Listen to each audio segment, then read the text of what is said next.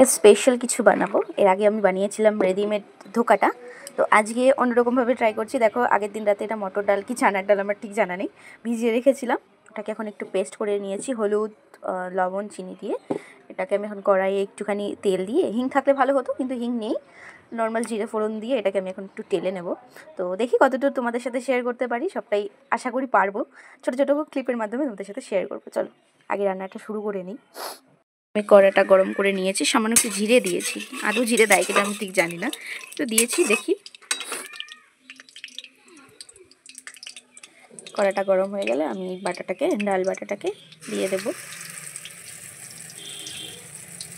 সামান্য একটু জল দেবো হিটটা কমিয়ে।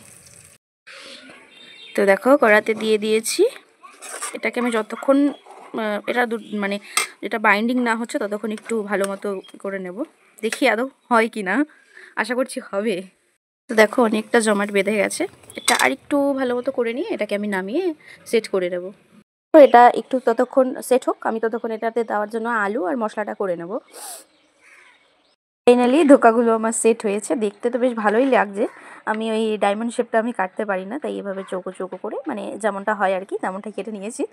তো মানে ভালো লাগছে আর কি, নিজে হাতে বানিয়েছি ফার্স্ট টাইম। এর আগে যে বানিয়েছিলাম সেটা তো রেডিমেড ছিল, মানে গুঁড়োটা ছিল ওটাতে করেছিলাম।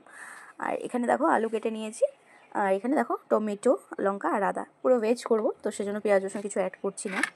তো এগুলো এখন একটু ভেজে নেবো, আলুটাকে ভেজে নেবো। তেল দিয়ে দিয়েছি, আমি এখন একে একে ধোকাগুলো ভেজে নেব। তো খুব বেশি তেল দেওয়ার দরকার নেই, এটা এক পিট ও পিট করে ভেজে নিলেই হবে। আর খুব বেশি কড়া ভাজারও দরকার নেই, নর্মাল যেরকম ভাজা হবে। দেখো আরেকটু লাল লাল করে ভেজে নেব ধোকাগুলো। প্রথমে বলেছিলাম খুব বেশি তেলের প্রয়োজন হয় না, এতে অল্প একটু তেল দিলেই হয়ে যায়। আমার ধোকাগুলো ভাজা হয়ে গেছে। তো দেখো কড়াই বললাম না তেল খুব একটা লাগে না, দেখো যতটুকু দিয়েছিলাম তার থেকে হয়তো সামান্য তেল কমেছে, এতেই আমার ভাজা হয়ে গেছে। দেখে মনে হচ্ছে না শুধু শুধু এভাবে খেয়ে নিই।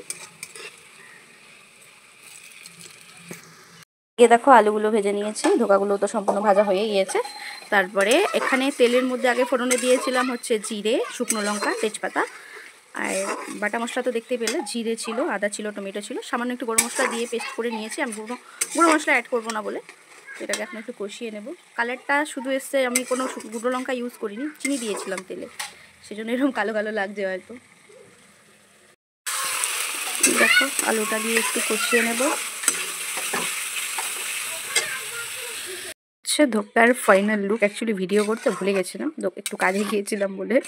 তো যাই হোক, আলুটা কষানো অবধি দেখিয়েছি, তারপর একটু জল দিয়ে দিয়েছি। জলটা ভালো মতো আলুটা সেদ্ধ হয়ে গেলে ধোকাগুলো দিয়ে 2 মিনিট মতো ফুটিয়ে দেখো নামিয়ে নিয়েছি।